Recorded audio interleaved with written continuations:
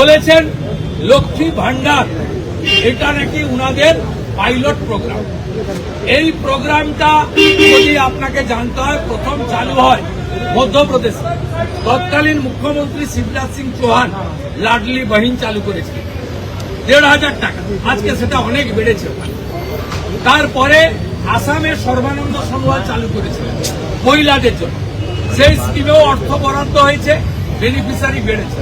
পরে পরে এই স্কিম মধ্যপ্রদেশ আসামকে দেখে অনেক রাজ্য এটা চালু করেছে এবং ভারতীয় জনতা পার্টির বিভিন্ন রাজ্যের সরকার একদিকে লাখপতি দিদি, একদিকে এসএইচজি গ্রুপের মাধ্যমে মহিলাদের স্বনির্ভর করা, অন্যদিকে উড়িষ্যাতে সুভদ্রা যোজনায় বছরে ৫০,০০০ টাকা দিয়ে এককালীন স্বনির্ভর হতে সাহায্য করা, দিল্লিতে ২৫০০ টাকা, আমাদের মহারাষ্ট্রে ২০০০ টাকা, হরিয়ানায় ২১০০ টাকা, ছত্তিশগড়ে মাতারি যোজনাতে বছরে এককালীন ১২,০০০ টাকা সহ আমাদের ২১টা স্টেটে মহিলাদের সশক্তিকরণ, কর্মসংস্থান, স্বনির্ভর করা এবং সাথে সাথে তাদের সামাজিক অর্থনৈতিক সুরক্ষা দেওয়ার কর্মসূচি নিয়েছে।